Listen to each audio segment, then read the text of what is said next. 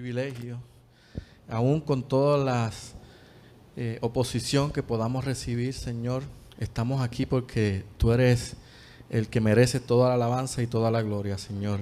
Confiamos en Tu presencia, confiamos en Tu poder, en Tu gracia y en Tu misericordia, y que lo que hacemos, Señor, lo hacemos porque es nuestro deber, Señor, es lo que nosotros podemos darte, que es nuestra adoración, Señor. Gracias, te pedimos que bendigas esta mañana, este servicio, las alabanzas, el mensaje, todas las cosas, Señor, sean para Ti y por Ti, Señor, en el nombre de Jesús. Amén.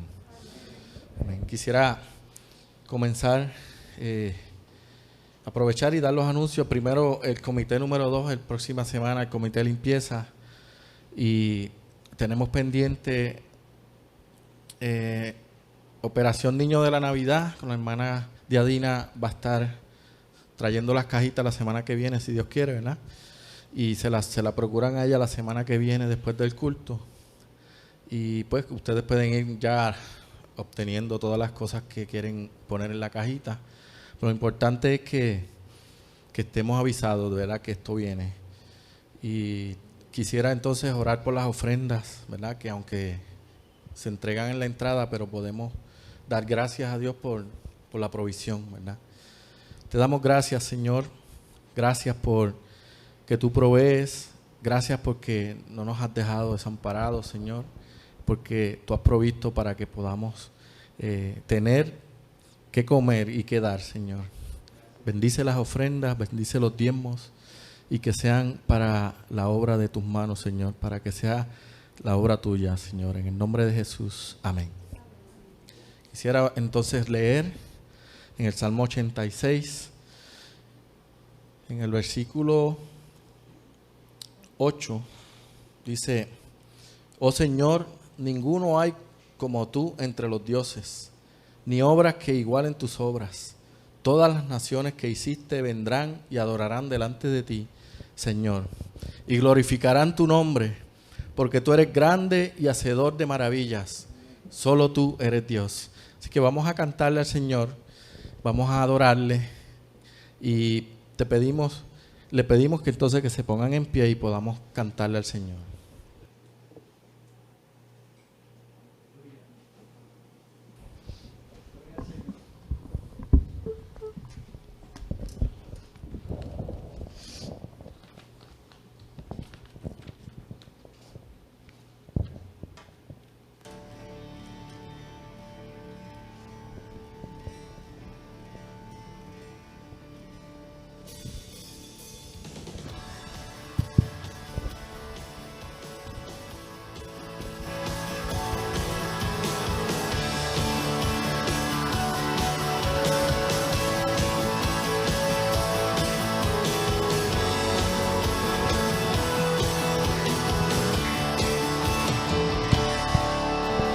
Cada día Tu nombre bendeciré y moraré en Tu gloria y esplendor. En Tus maravillas meditaré, de Tu gran poder proclamaré. De Tu salvación diré y de Tus bondades, porque eres más grande de lo que imagino y más hermoso, Dios, de lo que he pensado. Oh, Tú eres grande y digno de alabar. Las generaciones Te cantarán, Tu misericordia alabarán. Cantaremos juntos del Salvador, que vino y del pecado nos libró. Tú llenas nuestras vidas por siempre te alabaremos, porque eres más grande de lo que imagino y más hermoso, Dios, de lo que he pensado. Oh, tú eres grande y digno de alabar.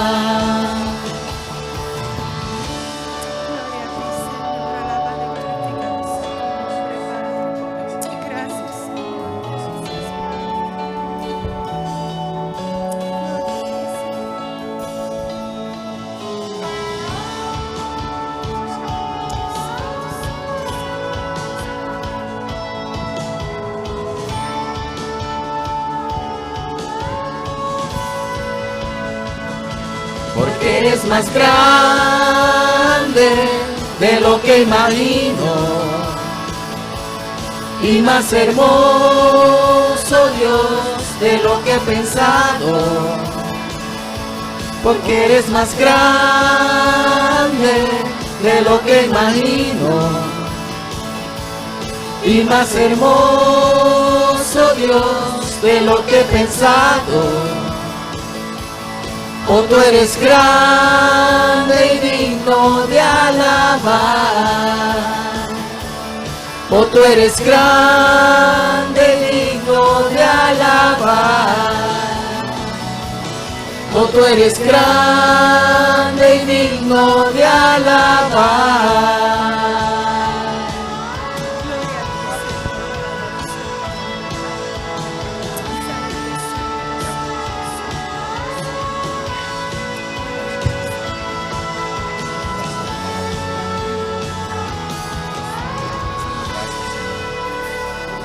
Gracias, Señor, porque tú eres grande y hacedor de maravillas.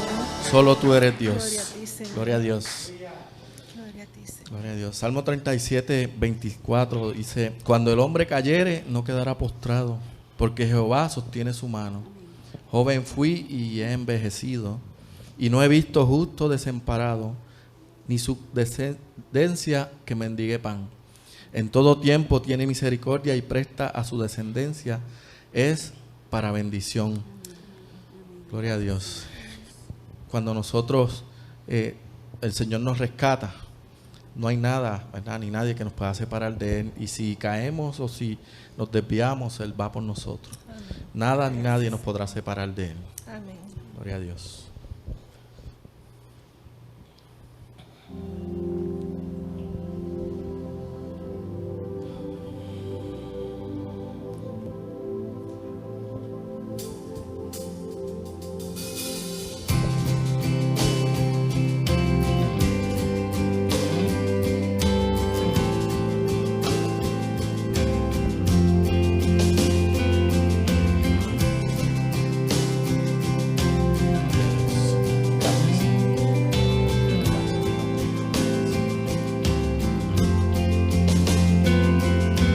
Vengo ante ti postrado con todo mi ser, te quiero ver, tuyo soy, Señor.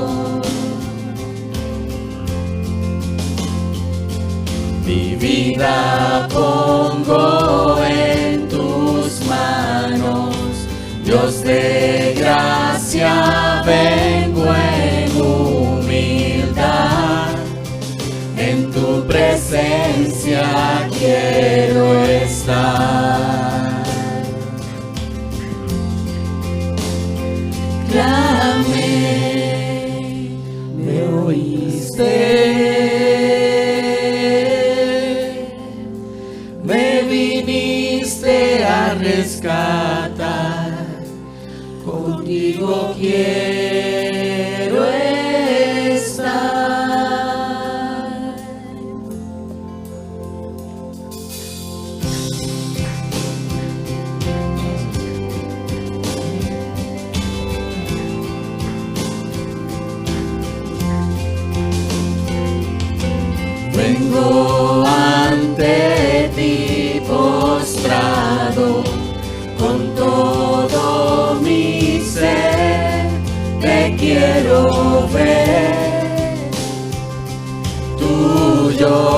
hoy, Señor.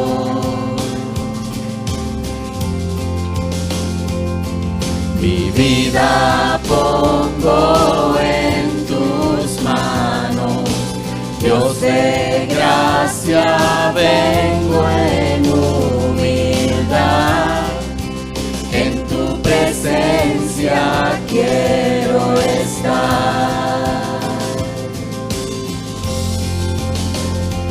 Llamé, me oíste, me viniste a rescatar, contigo quiero estar.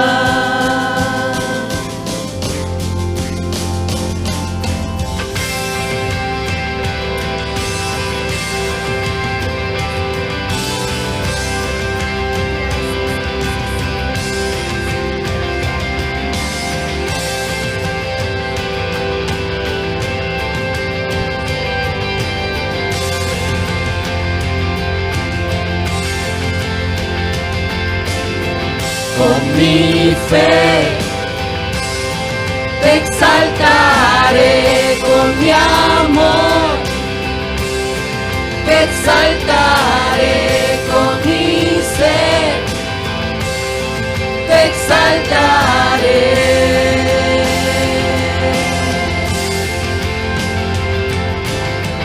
Con mi fe te exaltaré, con mi amor te exaltaré, con mi ser te exaltaré.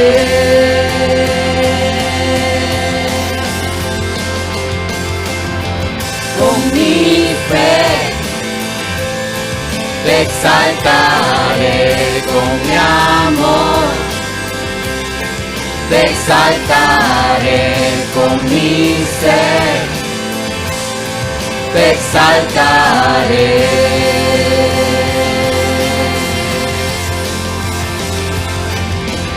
Porque todo aquel que invocare el nombre del Señor será salvo.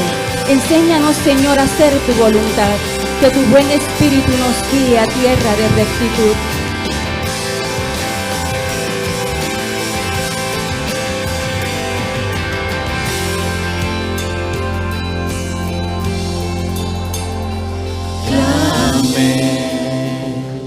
Me oíste, me viniste a rescatar, contigo quiero estar. Gracias, Señor. Gracias, Padre. Gracias, Señor. Gloria a Dios. Apocalipsis 1:4 dice: gracia y paz a vosotros del que es y el que era y el que ha de venir, y de los 7 espíritus que están delante de su trono, y de Jesucristo el testigo fiel, el primogénito de los muertos, y el soberano de los reyes de la tierra, al que nos amó y nos lavó de nuestros pecados con su sangre, y nos hizo reyes y sacerdotes para Dios su Padre. A Él sea gloria e imperio por los siglos de los siglos. Amén. He aquí que Él viene con las nubes, y todo ojo le verá, y los que le traspasaron, y todos los linajes de la tierra harán lamentación por Él. Sí, amén. Yo soy el Alfa y la Omega, principio y fin, dice el Señor, el que es y el que era, el que ha de venir, el Todopoderoso. Gloria a Dios. Gloria a ti, Señor. Es seguro que Él viene. Amén. Gloria a Dios. Esperamos ese día de gloria. Amén. Gloria a Dios.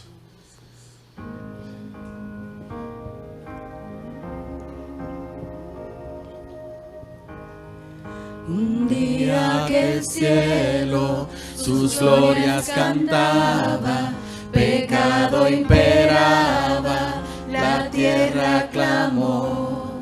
Jesús descendió y nació de una virgen, su vida perfecta, su ejemplo de amor. Vivió con nosotros y vimos su gloria y su majestad. Vivo me amaba, muerto salvóme, y en el sepulcro mi mal enterró. Resucitado es mi justicia, un día Él viene, pues lo prometió, Él lo prometió.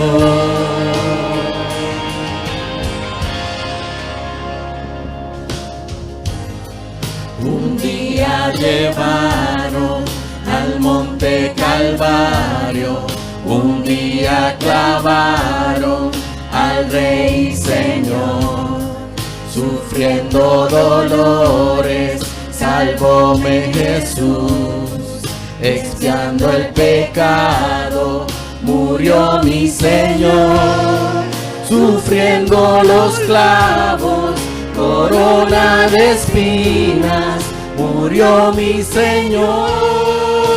Vivo me amaba, muerto salvóme, y en el sepulcro mi mal enterró. Resucitado es mi justicia, un día Él viene, pues lo prometió, Él lo prometió.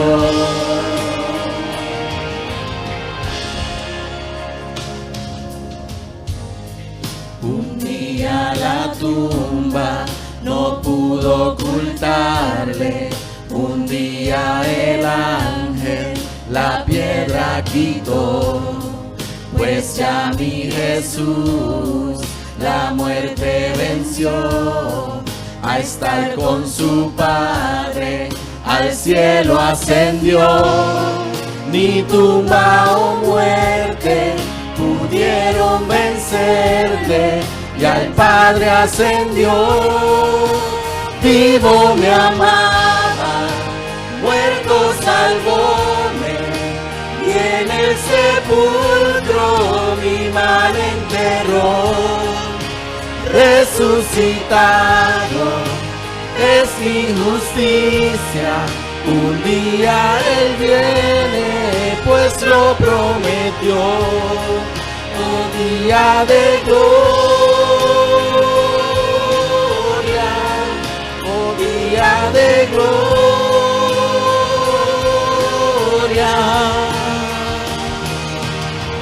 Y la trompeta anunciando su gloria estará, y ese día los cielos en gloria vendrán. Maravilloso mi amado, ven pronto a reinar, mi Salvador, mi Jesús. Mi amaba, muerto salvóme, y en el sepulcro mi mal enterró. Resucitado es mi justicia, un día Él viene, pues lo prometió. Oh día de gloria, día de gloria.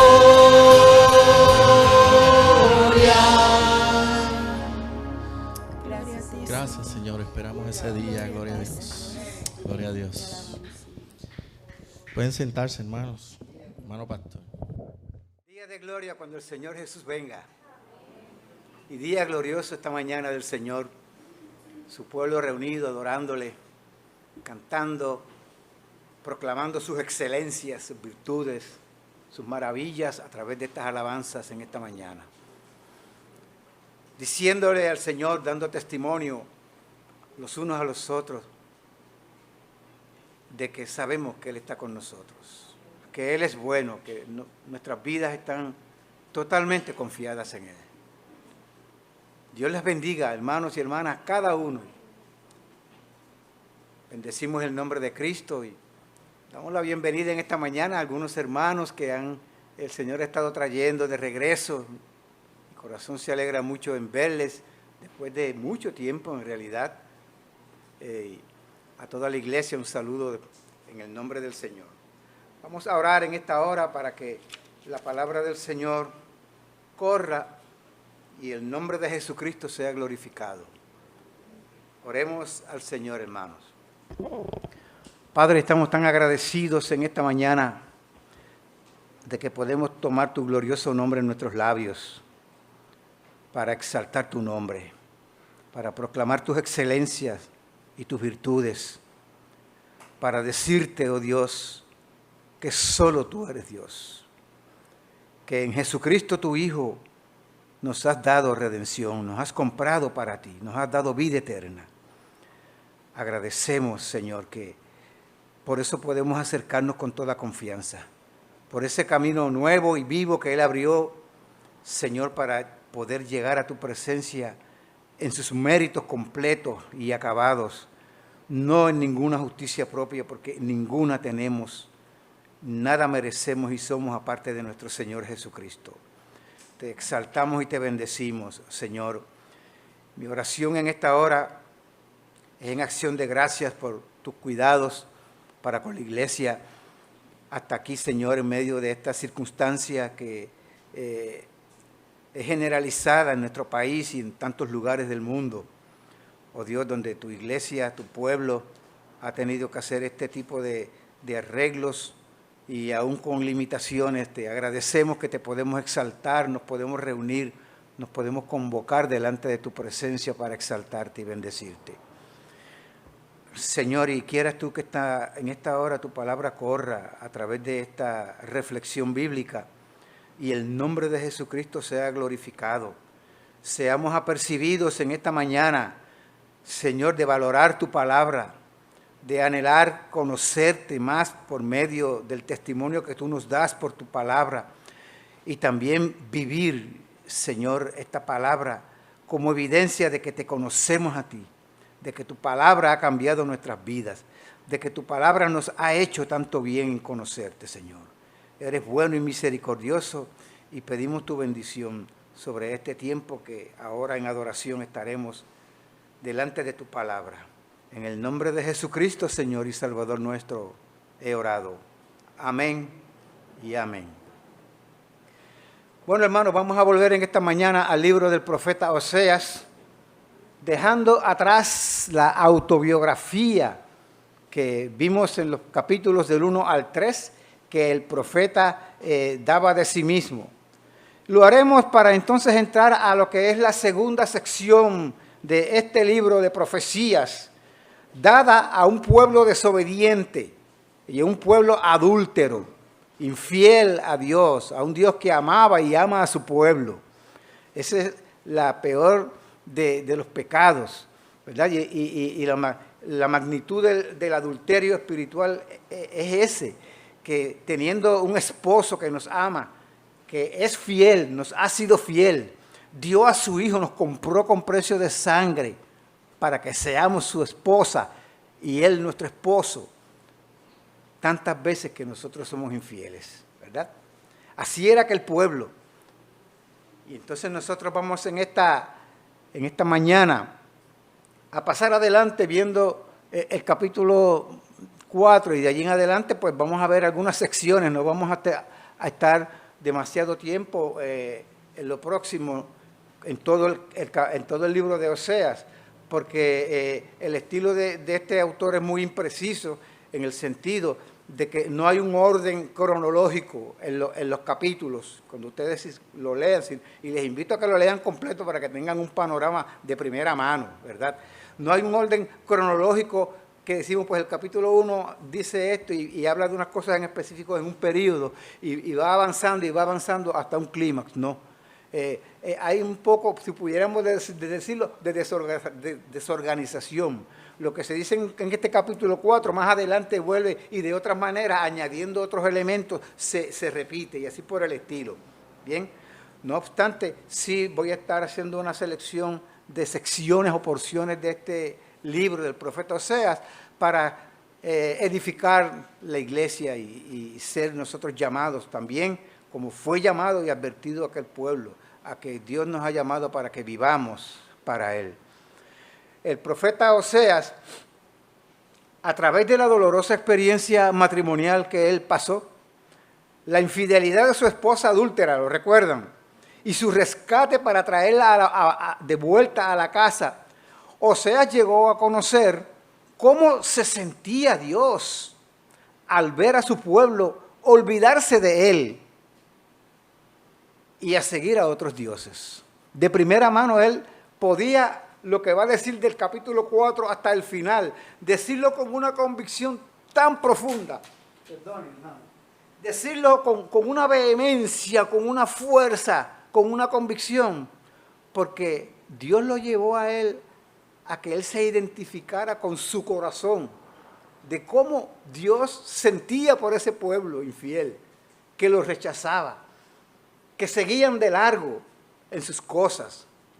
Entonces el profeta, preparado para ello, pues es lo que en ese contexto emocional, emotivo, ¿verdad? Y de conocimiento de primera mano, es que vamos nosotros a estar viendo lo que de aquí en adelante estaremos compartiendo en esta mañana y en futuras ocasiones. Dios había preparado el corazón de su profeta en medio de aquella experiencia dolorosa, experiencia que era vergonzosa y que era humillante con aquella su esposa Gomer, para hablar a los hijos de Israel, como les dije, pues con profunda convicción y con profundo celo en representación de Dios. Les iba a hablar de parte de Dios. La condición espantosa, hermanos, a la que se había degradado la nación, descrita desde el inicio de este capítulo 4 aquí en Oseas, y eso es lo que vamos a estar viendo, bien podría parecernos a nosotros cuando lo leemos en nuestro contexto cotidiano y presente, pues algo que sencillamente lo vemos como natural, no nos causa espanto, lo vemos como algo no tan espeluznante, porque estamos acostumbrados o inmersos en una sociedad que en el presente, y como se van a dar cuenta, es similar a lo que describe esta palabra que vamos a ver en los tiempos del profeta Oseas. Y es posible que hasta ahora algunos de nosotros, y aún como creyentes, y ese es el reto que pongo delante de ustedes, y si lo planteo este reto delante de ustedes como creyentes, los que hemos confiado en Cristo como nuestro Salvador, ¿cuán grande es entonces el desafío para cualquiera persona que pueda estar entre nosotros sin haber confiado en Cristo? O para los que en esta mañana están acompañándonos, escuchando como audiencia en sus hogares esta predicación y que no conozcan al Señor. Es un desafío mayor, porque tenemos que darnos cuenta de esta realidad del deterioro moral y cómo la nación y las naciones en términos generales cada vez van más y más en picada, y que Dios lo ve y que Dios lo sabe y que Dios, aún en este tiempo, todavía un Dios de toda esperanza, de toda gracia, sigue llamando. Por medio de la proclamación que hacemos esta mañana desde aquí, por medio de la proclamación del Evangelio y de la palabra de Dios que se hace desde cualquier púlpito, en los estudios bíblicos y cada vez que tengamos la oportunidad, Dios sigue llamando la atención al hombre a que se vuelva a Él, a que le conozca, sobre todo, a que haya un conocimiento de primera mano, genuino del Señor. Yo quisiera que fuéramos a la lectura del libro de Oseas. Vamos a leer solamente en esta mañana los versículos del 1 al 6 en el capítulo 4. Versículos del 1 al 6. Y vamos a cubrir solamente esa corta sección que está llena de tanta enseñanza y de tantas cosas. Vamos a ponernos de pie para honrar la lectura de esta preciosa palabra del Señor. Capítulo 4, versículos del 1 al 6, en el libro del profeta Oseas. Dice esta palabra de nuestro Dios. Oíd palabra de Jehová, hijos de Israel, porque Jehová contiende con los moradores de la tierra, porque no hay verdad ni misericordia ni conocimiento de Dios en la tierra.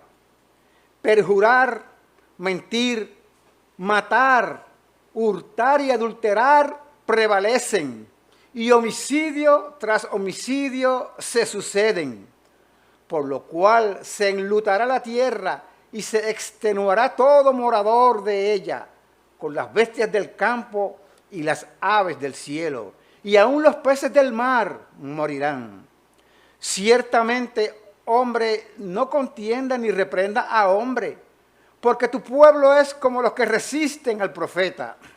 Caerás por tanto en el día, y caerás también contigo, y caerá también contigo el profeta de noche, y a tu madre destruiré. Mi pueblo fue destruido porque le faltó conocimiento. Por cuanto desechaste el conocimiento, yo te echaré del sacerdocio. Y porque olvidaste la ley de tu Dios, también yo me olvidaré de tus hijos. Dios bendiga esta palabra en tu corazón. Pueden sentarse, hermanos amados. Lo primero que es evidente, que se hace evidente aquí, es hacerle notar al pueblo que Dios ve, que Dios sabe, ¿sí? Y que Dios no está de brazos cruzados. Hoy día hay impunidad. La gente comete toda clase de pecados, como los que hemos visto y vemos en este versículo 2, que los veremos desglosados un poquito más adelante. Pero en muchos casos sabemos que no se hace nada. Todo se queda en procesos, todo se queda en papeleos, todo se queda en consultas, y se le da tiempo al tiempo, y hasta caduca el tiempo para que entonces se haga la justicia verdadera con muchas personas que cometen toda clase de fraudes y toda clase de delitos a nivel de la ley civil, ¿verdad? Pensando que está bien, me salí con la mía, o nos salimos con la nuestra. Pero hermanos, Dios ve, Él no está de brazos cruzados. Eso es evidente en este pasaje, y es lo que el profeta hace entonces, hermanos. ¿Bien? Dios llama entonces a un juicio. Aquí Dios está llamando a la nación a un juicio, los convoca, los emplaza, los pone delante de Él y les va a hablar como un juez en una corte de justicia, porque va a ser un emplazamiento legal. No es que el profeta va a pasarle la mano al pueblo, le va a hablar de una manera que es definitiva. Dios está estableciendo un caso. Hay un pleito planteado aquí. Cuando dice Jehová contiende, eso es lo que quiere decir. Jehová convoca y Jehová no va a consultar. Jehová va a establecer, ¿verdad?, un juicio para con aquel pueblo, contra todos, sin excepción. El estado de corrupción nos presentan solamente estos pasajes que leímos nada más, una corrupción generalizada, por lo que el emplazamiento que hace el profeta, pues entonces, hermanos, sin excepción, es un estado de corrupción y incluye a todos, es para todos, para los moradores de la tierra. Fíjense en el versículo 1, es para mi pueblo, versículo 2, o sea, en general, no queda nadie excluido. Es para el profeta, y cuando habla aquí del profeta, no está hablando de Oseas, está hablando de los profetas falsos, ¿verdad?, que había inclusive en aquel tiempo, en los días de Oseas. Y también es un emplazamiento, es una contienda que se levanta contra los sacerdotes, muy en especial, hermanos, contra los sacerdotes. Más adelante esto corre por todos estos restos de capítulos, y constantemente hay un reclamo, ¿verdad?, una advertencia, ¿verdad?, y una culpabilidad que se pone, una responsabilidad que se pone por sobre los sacerdotes, por sobre el sacerdocio judío en aquel tiempo. Eso es lo que vemos aquí en los versículos del 6 al 9, que se emplaza a los sacerdotes. ¿Cuál era entonces la formulación de cargos de parte de Dios por boca del profeta? Lo tenemos claro allí. No hay verdad, ni misericordia, ni conocimiento de Dios en la tierra. La parte final de ese versículo 1. El profeta destaca aquí la ausencia y la carencia de las demandas más importantes que Dios había dado y espera de su pueblo. A modo de ilustración, ¿recuerdan ustedes Miqueas capítulo 6 y versículo 8? Predicamos, yo hice una reflexión en una de las ocasiones acerca de este pasaje en específico. Y que Jesús, en el contexto del Nuevo Testamento, citó en Mateo capítulo 23 y versículo 23, citó ese pasaje que voy a recordarles, ¿verdad? Para reprender la hipocresía de los religiosos, de los escribas y los fariseos de su tiempo. A modo de refrescar nosotros, pues, nuestra memoria, leo de Miqueas capítulo 6 y versículo 8. Oh hombre, Él te ha declarado lo que es bueno. ¿Y qué pide Jehová de ti? Solamente, oigan, solamente, lo demás puede faltar, pero Dios demanda hacer justicia y amar misericordia y humillarte ante tu Dios. Y eso faltaba, llegó a faltar en los días del profeta Oseas. Y por eso es que entonces el resultado es tan triste, tan doloroso leer, ¿verdad?, lo que está allí. Pero no se escribió y no fue así una verdad y una conducta para con aquellos miles de años atrás, sino que se repite a través de toda la historia del hombre, porque el hombre desde el pecado de Adán es así. Es dado a olvidar, es dado a seguir su propio camino, darle las espaldas a Dios, hacer de su persona, de sus intereses, de sus propósitos y deseos, hacer de sí mismo el centro del universo. Y a Dios no le agrada que eso sea así. Y esto trae, ¿verdad?, mucho dolor en las relaciones humanas, en las relaciones interpersonales, y sobre todo ofende la santidad de Dios. Entonces, hermanos, quiero que veamos qué es esta verdad de la cual habla Oseas en su acusación que él hace aquí. Porque había verdad, había la verdad de Dios revelada para aquel pueblo. Siempre la hubo, por medio de Moisés, por medio de los profetas y por medio de los sacerdotes, quienes tenían una de las responsabilidades era instruir al pueblo en los caminos de Dios, pero habían fallado. Dejaron al pueblo a medias, lo dejaron con un conocimiento al azar, unas cositas por aquí, otras cositas por allá, al punto que vamos a ver más tarde en la futura predicación, de que Dios pone sobre ellos, sobre todo los sacerdotes, una responsabilidad mayor, porque a ellos les correspondía haber asumido esa responsabilidad de enseñar al pueblo, y no solamente enseñarles lo que Dios dice, sino enseñárselos con sus propias vidas, y ellos eran los primeros que daban el mal ejemplo. Eso está más adelante aquí. He querido limitar la predicación hasta estos versículos, pero vamos a llegar eventualmente a ver esos puntos en la palabra de nuestro Dios.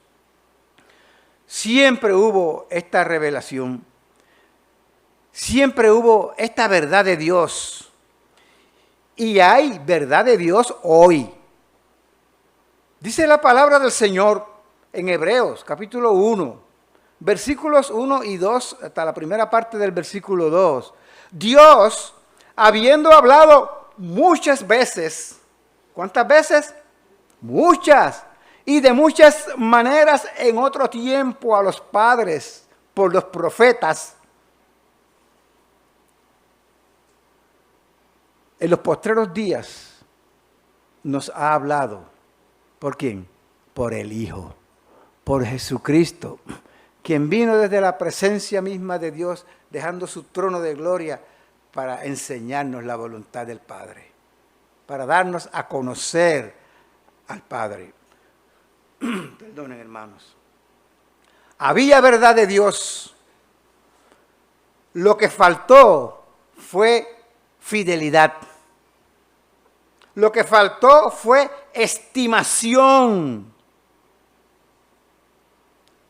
obediencia práctica.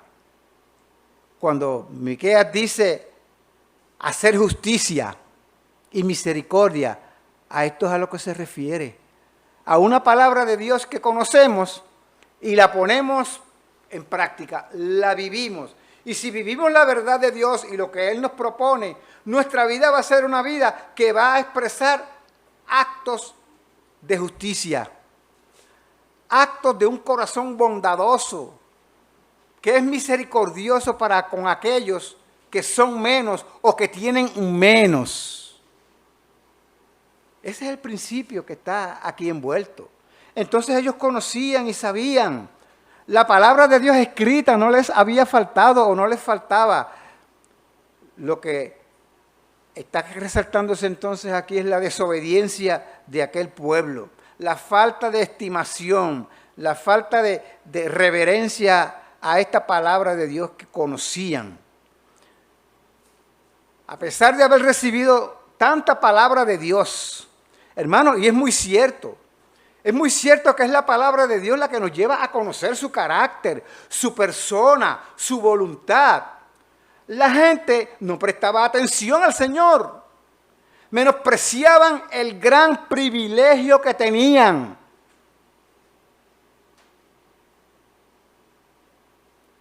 Pongámonos delante del profeta. Hagamos un regreso atrás y pongámonos delante del profeta ante estas verdades e implicaciones de la acusación que él estaba haciendo, hermanos. No pensemos solamente en ellos, porque hemos sido profundamente privilegiados de parte de Dios y bendecidos con el testimonio de su santa y bendita palabra. La gente no prestaba atención al Señor, menospreciaban el privilegio que tenían. Fíjense, hermanos, que dice claramente aquí que ellos desecharon el conocimiento. Primero los sacerdotes, fíjense en el versículo 6 que habla de eso, y se olvidaron de la ley de su Dios. Dejaron de servir a Dios, dice el versículo 10, más abajo, que no lo hemos leído, pero está allí claramente.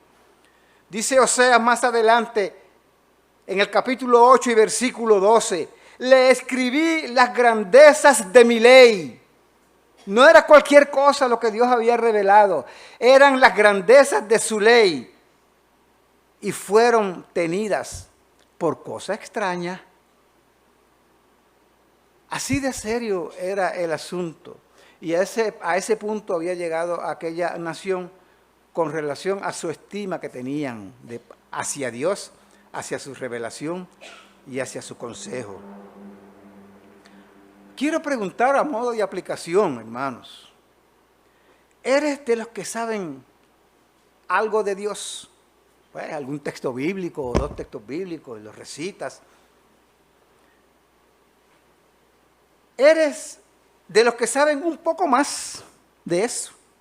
De recitar algunos textos, pues porque vas a la iglesia de vez en cuando, o aún todos los domingos.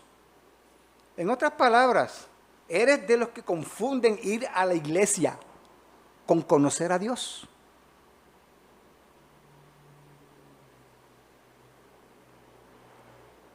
¿Cómo?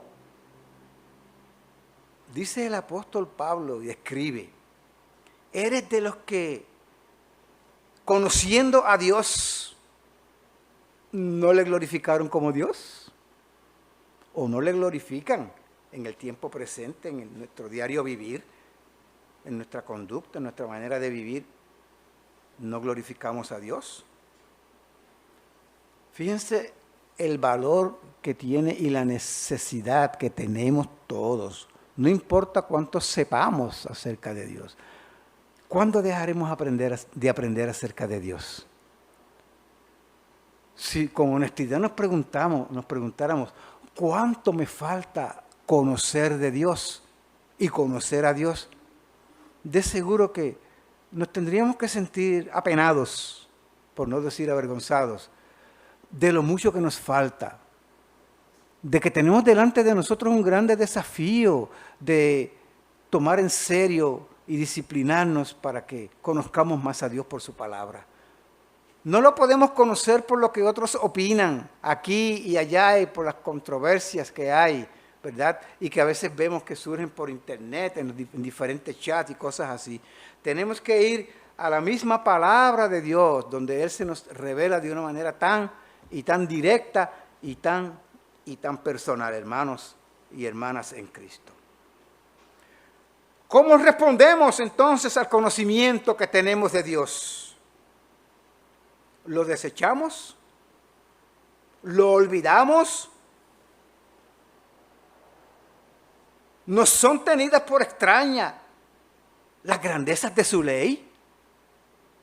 Son cosas para pensar a la luz de lo que estamos viendo, que era el emplazamiento que el profeta hacía a aquel pueblo en su tiempo. Porque es el mismo Dios. Y es la misma expectativa de Dios en todos los tiempos, para con los que somos su pueblo y para con aquellos que serán su pueblo, por la proclamación del Evangelio de Jesucristo, que es poder de Dios para salvación a todo aquel que cree. La acusación que el profeta Oseas levanta en su pleito contra el pueblo tiene una plataforma de carencia de conocimiento de Dios o de infidelidad en responder, o de ambas cosas. No podemos responder en obediencia más allá de lo que conocemos de la voluntad de Dios. Por lo tanto, pueden haber las dos cosas, tanto carencia de conocimiento como carencia de obediencia. Cuanto más conocemos a Dios y sobre todo cuanto más lo conocemos íntimamente, no solamente conocemos de Dios, sino que llegamos a conocer a Dios, pues mejor nos irá, mejor testimonio daremos, mayor oportunidad de glorificar a Dios con nuestras vidas tendremos por delante. Como resultado, la degeneración espiritual y moral no se hace esperar y se manifiestan toda clase de pecados cuando no hay este conocimiento de Dios. Y esto es lo que Oseas resalta en la lista de pecados que presenta en el versículo 2 y que vamos a leer antes de que pongas tu vista para seguir la lectura que voy a hacer. Yo quisiera, antes de leer este pliego de acusaciones, yo te sugiero una pregunta para que la tengas en tu corazón y en tu mente cuando leamos ahora. ¿Cuál es el problema de raíz en nuestra experiencia como país, en nuestro Puerto Rico, en el momento actual en que nosotros nos toca vivir? ¿Cuál es la raíz del problema? Porque unos acusan por aquí que es este, otros acusan que es por allá, que si es este político, no, que si es aquel, no, que si fue una administración allá, que si fue otra administración acá, no, que si es que esto. Acusamos a los jóvenes, acusamos a los viejitos, acusamos a todo el mundo. Buscamos cuál es la raíz del problema de degradación, de corrupción de toda índole y sobre todo en el contexto que estamos hablando y más que nada espiritual que hay en nuestra nación, en nuestro país. Vamos a leer este versículo 2 a la luz de esa pregunta que les he dejado, para que ustedes hagan la aplicación. Miren el listado, el pliego acusatorio: perjurar, mentir, matar, hurtar y adulterar prevalecen. Y homicidio tras homicidio se suceden. No me tienen que contestar ahora la pregunta. No me la tienen que contestar. Quisiera pasar lo más rápido que pueda, desde luego, a ver cada uno de estas acusaciones, algo en cuanto a la implicación de cada una de ellas. Perjurar. El pecado de perjurar al que se refiere aquí, en este contexto del pasaje, y por la palabra usada en el hebreo, para perjurar, que se puede traducir como perjurar, podría ser el pecado de jurar vanamente, jurar algo, pero mintiendo al respecto. Mira, cuando éramos chiquitos, yo me acuerdo, yo decía, y sobre todo lo decíamos cuando queríamos asegurarle a la persona de que le estábamos mintiendo, pero que lo creyera como una verdad. Yo te lo juro, y juramos, yo te lo juro por mi madre, decíamos nosotros. Porque eso era un juramento que tenía peso. Oh, jurar por mi madre. Y tantas veces que jurábamos de esta manera, como hay gente que jura por Dios en el tiempo presente, sin saber lo que están haciendo y diciendo, con la intención de mentir en lo que dicen, con la intención de no cumplir inclusive lo que están jurando prometer. Jurar, pero mintiendo al respecto de lo que se jura. A modo de una ilustración, a la vez aplicación, podríamos pensar que este es un delito, el de perjurar, que corresponde pues, a lo que es un juicio en una corte de justicia civil. Pero si avanzamos hasta Oseas capítulo 10 y versículo 4, nos podremos dar cuenta allí, hermanos, que se puede llegar a perjurar espiritualmente. Dice allí Oseas, en el capítulo 10 y versículo 4, han hablado palabras jurando en vano al hacer pacto.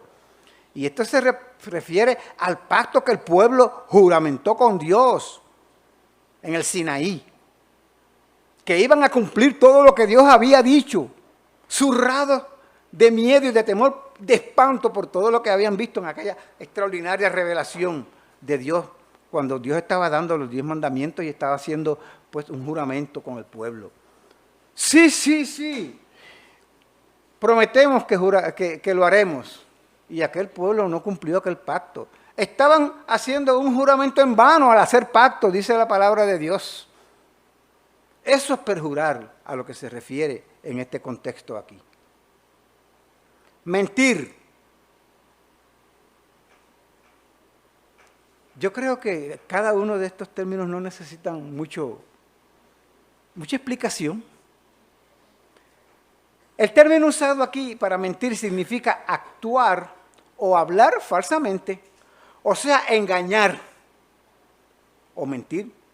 Como por ejemplo lo hizo Sara, la esposa de Abraham, cuando mintió en la presencia de Dios, hermanos, mintió en la presencia de Dios, desmintiendo a aquellos ángeles que tenían una promesa para Abraham y que ella escuchó. Y cuando la escuchó, se rió porque no la creía. Una vieja como yo voy a parir ya.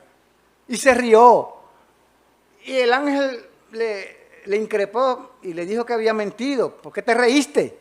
Y ella le mintió al ángel. No, yo no me reí. No me reí. Delante de Dios.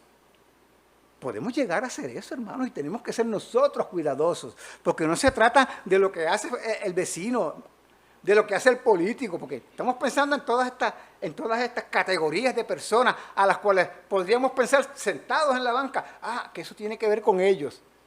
Pero se trata de cada uno de nosotros, porque estamos en la misma condición de hombres, aunque hombres regenerados y mujeres regeneradas y jóvenes cambiados en sus corazones y aún niños que hayan conocido y confesado el nombre de Cristo. Pero no estamos exentos de estas tentaciones, no estamos exentos, ¿verdad?, de por temor al hombre, por miedo al hombre, mentir delante de Dios, para nosotros quedar bien. Esto pasó también con Josué, en los días de Josué, cuando el asunto aquel del anatema. Dios le dice a Josué, y han mentido. Y usa esa misma palabra que usaba Oseas aquí para acusar al pueblo de mentirosos, de que mentían. Le mentían a Dios y se mentían los unos a los otros. En el tiempo de Oseas, hermanos, abundaba la mentira. No voy a ir a esos pasajes, pero usted puede tener evidencia de ello en Oseas 7:3, en Oseas 10:13 y en el capítulo 11 y versículo 12.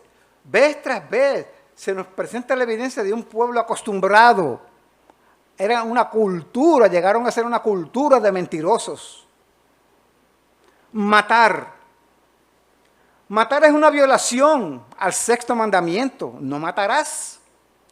Y aún los sacerdotes asesinaban a sangre fría en los días de Oseas.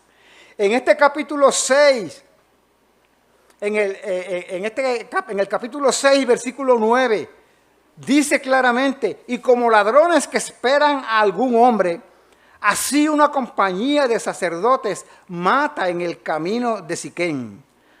Así cometieron abominación. Hay una acusación de que los sacerdotes hacían esto.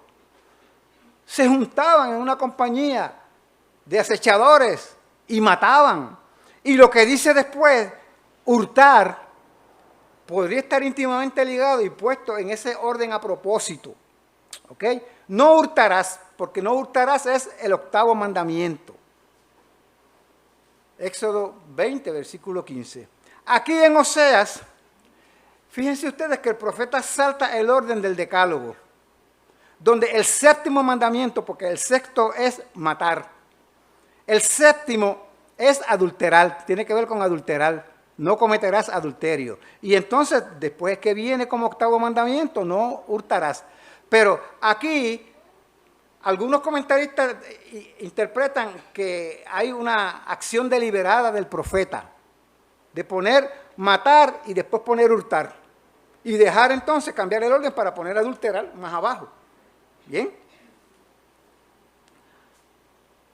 Sencillamente para hacer saber o indicar o dar a entender que la gente en aquel tiempo mataba para robar. No mataban por matar, tenían un propósito. No era que mataban en defensa propia, ¿verdad? No era que mataban por un accidente. Mataban deliberadamente, se confabulaban para matar y quitarle sus propiedades a las personas. ¿Cuántos saben lo que cuántos entienden lo que estoy diciendo si pensamos en el día de hoy? No es así. Exactamente, hermanos, igualito. Entonces, hermanos, adulterar era algo generalizado. Era algo que prácticamente casi todos hacían en el pueblo de Israel. Ahora yo quiero que ustedes vean cómo hay una expresión aquí que dice que estos pecados que he mencionado hasta aquí, dice, prevalecen. ¿Qué quiere decir prevalecen?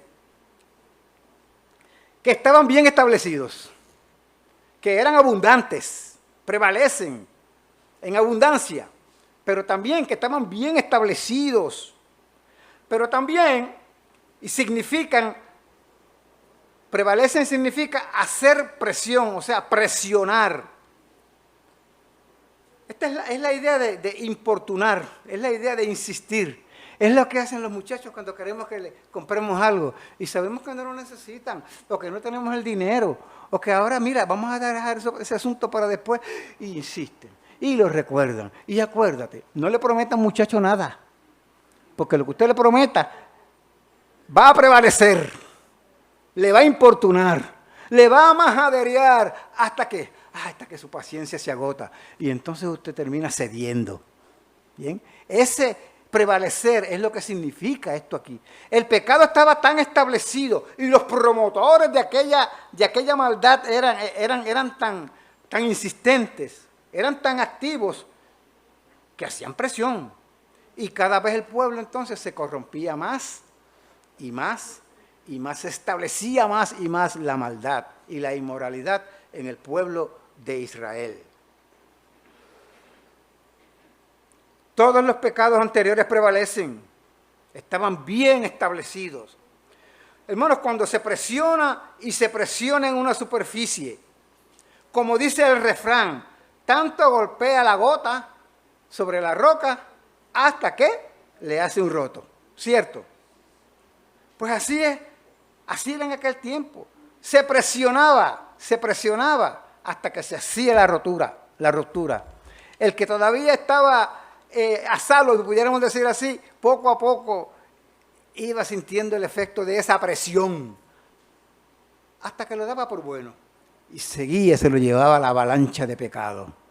Es distinto hoy. Tenemos ese mismo reto. Tenemos que enfrentar esa misma dinámica. Nosotros como cristianos, más que nadie, los cristianos tenemos hoy día este desafío. Tenemos esta presión de todos los lugares, hermanos. ¿Cuál de estos pecados, incluyendo el que no he mencionado, que es homicidio tras homicidio, lo que significa que se cometió un homicidio y ya se estaba cometiendo otro, y que a veces la persona que mataba aquí, pues mataba más allá y mataba 2 o 3, como pasó en estos días en las noticias, 4 muertes en una misma familia, incluyendo la persona que mató a 3, uno detrás del otro. No es distinto el reto que nosotros tenemos en el día de hoy. ¿Cuál de estos pecados que están aquí entonces prevalecen hoy en nuestra sociedad moderna, nuestra sociedad sofisticada, nuestra sociedad de avanzada en la que vivimos hoy? Porque eso es lo que se usa ahora. No. Estos son principios de avanzada. Tenemos que avanzar, tenemos que ir al progreso. Tenemos que salir de lo viejo, de lo obsoleto. Hay ese, ¿cómo se llama? Ese lenguaje en el tiempo presente, que todo es de avanzada. Hermanos, todos estos pecados entonces prevalecen. Todos están bien establecidos y todavía se quiere ir por más. ¿Creen ustedes que es así? Todavía se quiere ir por más. Las agendas antibíblicas e inmorales prevalecen. Ya están legisladas en muchas de lo que son sus demandas. Prevalecen, hermanos. Sus promotores continúan haciendo presión. Continúan debatiendo y defendiendo sus postulados inmorales. Comprometiéndose inclusive, desde el punto de vista de los gobiernos, a gobernar sin Dios, aunque mencionen a Dios en sus discursos. ¿Es mentira lo que digo?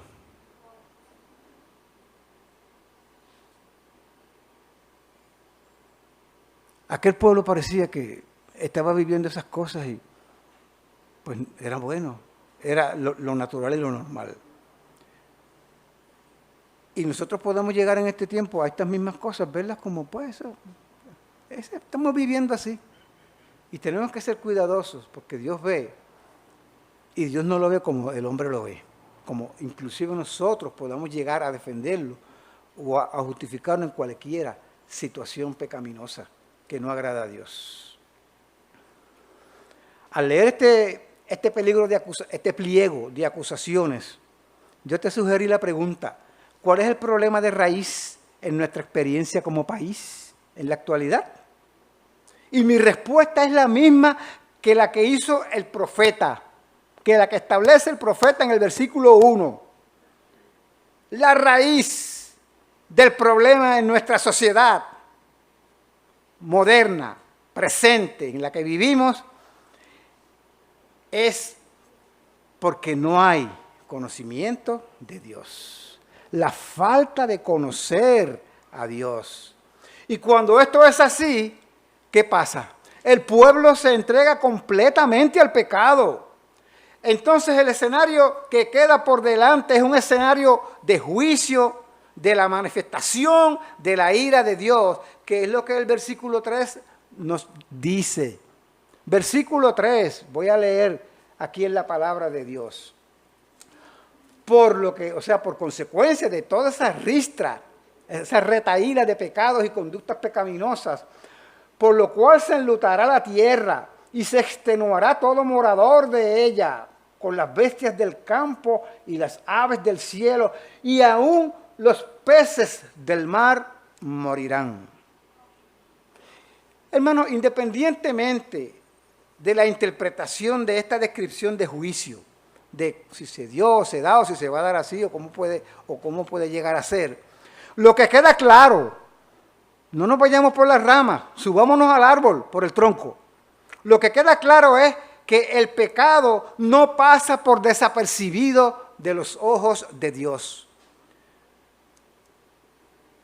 El juicio de Dios viene y es severo. ¿Es espantoso lo que dice allí? Sí. Si ese cuadro que se plantea allí se da en nuestro contexto, eso es espantoso, eso es horrible vivir así. O sumémoselo a lo que estamos pasando ahora en esta pandemia. Todos y cada uno de nosotros con las limitaciones que todo esto implica y el dolor y el luto en la familia donde hay seres que han perdido a sus familiares. Es espantoso. Un juicio severo de parte de Dios, como presenta el versículo 5. Ahí habla de esta caída en el día y habla de esta caída en la noche. Y cuando declara, y a tu madre destruiré, eso es lo que dice el versículo 5, hermanos. Son una referencia a la invasión de los asirios que Dios tenía preparada y con la cual había sentenciado y advertido al pueblo, ¿verdad? Que los iba a castigar de esa manera. Y así sucedió, hermanos. Esas 10 tribus, llegó el momento por el embate y el asedio, ¿verdad? Y la conquista que sobre ellos permitió Dios a través de los asirios, quedaron desparramadas, dispersas por todos los lugares. Ya no volvieron a juntarse como las 10 tribus del reino del norte en Israel. Solo quedó un remanente. El remanente del sur. Calvino comenta que esta declaración del juicio divino muestra cuán dolorosamente ofendido está Dios con nosotros. Lo que debería entonces, hermanos, obligarnos a ser humildes. Cierro la cita. Y ese es el propósito. Que tenga este efecto. Porque es lo que Dios busca, que nos humillemos delante de Él, que amemos misericordia, que hagamos justicia y que nos humillemos delante del Señor. La advertencia de juicio debe hacernos reflexionar. El abrir los ojos y caer en cuenta de lo pecaminoso que es todo esto, de que estamos cogiéndonos un grande peligro, porque el pecado nos está asediando a nuestro derredor. Nos debe hacer humildes, dependientes, buscar la voluntad de Dios para nuestras vidas, orar y pedir por gracia de Dios para con cada uno de nosotros. No seguir campechanos, no seguir dando por sentado y hasta donde podamos, como el profeta, ser voceros de Dios para hablarle y advertirle a los que están cerca, a los que quieran oír, porque aquel pueblo, lo vamos a ver la próxima vez, llegó al punto que no querían oír nada. No les importaba. No les hables, porque si no oyen al sacerdote, no oyeron al sacerdote, menos te van a oír a ti. Llegaron a un punto en que no tenían remedio. Y nosotros estamos llegando en nuestra sociedad y en nuestro tiempo presente a ese punto, a nivel amplio. A modo de cierre, hermanos, y para concluir, en estos versículos vemos a un pueblo corrompido por el pecado y un Dios que contiende con su pueblo, que hace juicio, que les levanta pleito. Hermanos, que Dios nos ayude a examinar cuánto conocemos a Dios. Que salgas con este incentivo: oh Dios, yo tengo que mirarme a mí mismo. Tengo que conocerme más a mí mismo a la luz de cómo te conozco a ti. Conocerte a ti más a la luz de lo que tú dices en tu santa y bendita palabra. Si el Espíritu de Dios ha levantado en esta mañana esa inclinación en tu corazón, hemos cumplido el propósito. Dios ha cumplido su propósito en esta mañana. Que nos conceda mayor gracia para esforzarnos en conocerlo por su palabra y a obedecerlo. No conocer su palabra para entrar en contienda unos con otros. No, yo creo que esto es lo que significa esto. No, yo lo que creo que significa es aquello. Y entrar en una actitud arrogante con todo lo que conocemos, pero que quizás defendemos, pero no obedecemos. No. Gracia para conocer a Dios por su palabra y obedecerlo por su palabra. Hermanos, que tu vida y la mía estén cada día más persuadidas de la verdad de Dios. Lo necesitamos, estar persuadidos cada día más de la verdad de Dios para enfrentar el pecado y la decadencia moral que prevalece. Prevalece, dije, que hace presión, ¿verdad?, a nuestro alrededor. Termino con estas dos citas desde el libro del profeta Osea, del profeta Daniel. El pueblo que conoce a su Dios se esforzará y actuará. Somos llamados a esforzarnos entonces, despertados a que tenemos que ser cuidadosos y conocedores de la palabra de Dios y esforzarnos en ello para que otros le conozcan. Segundo texto, cité de Daniel 11, versículo 32, y este otro versículo lo cito de Daniel capítulo 12 y versículo 3. Los entendidos resplandecerán como el resplandor del firmamento, y los que enseñan la justicia a la multitud como las estrellas a perpetua eternidad. Hay recompensa en conocer a Dios. Vida eterna, brillar para el Señor, llegar a ser en esta tierra verdaderamente sal de la tierra, luz del mundo. Llegar a adornar la doctrina de Jesucristo es parte de lo que Dios pone delante de nosotros en esta mañana. No sé cuánto